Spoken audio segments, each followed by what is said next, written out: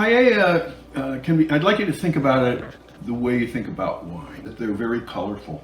What you're looking at has a primal feel to it. Trying to take us back to that time when we were. The primary aroma of real Spanish paella is saffron. And saffron has a really elusive, kind of sexy aroma. It's the most expensive spice in the world. So I'm going to use my Georgian saffron in one of the dishes. We're going to make 2 paellas. And for the other one, I'm going to talk about saffron substitutes. Traditionally, a paella is done on a wood fire outside with a grill above it.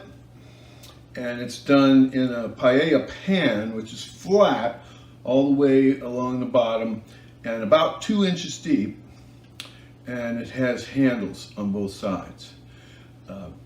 Here's a picture of a good one, but there are lots of other ways to go. This is what we're going to use today. I'm going to make the semi-traditional. I love this wok. Step 1 is to prepare the stock.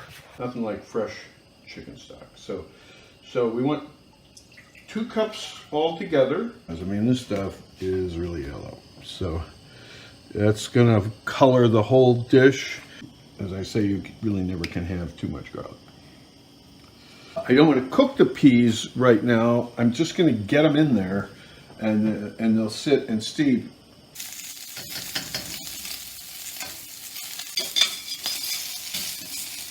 This one is for the good stuff, and it's been rubbed with Hungarian paprika.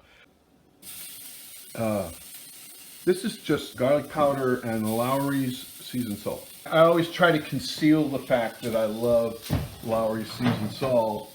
And now those wings are just great. Now the next thing I'm going to do is put the kielbasa in and bacon. And then let's see how this goes. So the first thing, put a little bit of garlic in there, about half of this, like so. The other half in here, and then we have those red onions that we want. We want them to have a little bit of a garnish, so we'll brown them slightly. Okay, so now we put in our prawns. Everybody gets a prawn, and we don't want to cook them all the way. All right, we're in the home stretch now. It's time to actually build the actual paella. You start with actual chopped fresh tomato and onion, but in this case, I'm just going to use some salsa and get it in there. So in this one, here's our white rice, and now we'll have to really get that going. You need to add to this 2 cups of our stock. So get that spread around and flatten. As I said before, in classic paella, you add the rice after you have built the rest of it, but I think that's a kind of an unpredictable way to do it. So we'll do it this way. So you see now we're gonna simmer that, bring it to a boil, and simmer it for 5 minutes. Okay, now at this point, this is 5 minutes in, and you can see that it's starting to form a shape. So we're gonna first put the meat in and arrange it. You don't want to stir this thing past this point.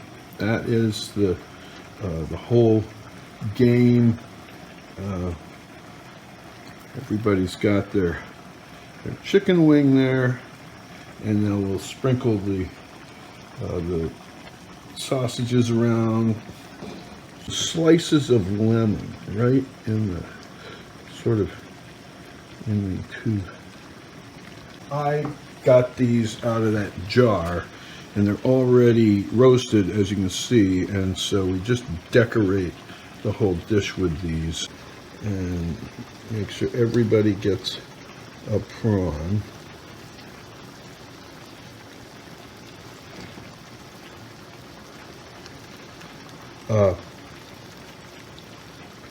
And then here's our onions.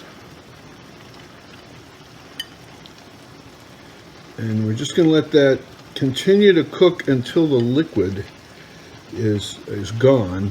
Final thing I'm going to do here for myself, and sprinkle a little around here to give an extra something. The way we make the socarrat, once it's dry, is we turn the heat as hot as we can get it for exactly 1 minute. Okay, so there's our alarm. That's 6 minutes. Now this thing is all ready to garnish. I think they both look wonderful. So at least on appearance, it's a close race. Now we're going to garnish with cilantro. We didn't want to heat that cilantro because it harms the flavor, but it, as you see, makes a nice attractive garnish, and it has some wonderful fragrant qualities to it. Then we've got our lemon juice here, and I'm just going to juice the whole thing, but I'm also going to include some lemon wedges for people to use in case they want to juice it up themselves. And then finally, well, actually, I should do this before I want to sprinkle those salt flakes here. And they're just going to sit on top and you can bite right into it. So this is sort of a typical meal at our house. Clark cooks something fabulous, and I enjoy it.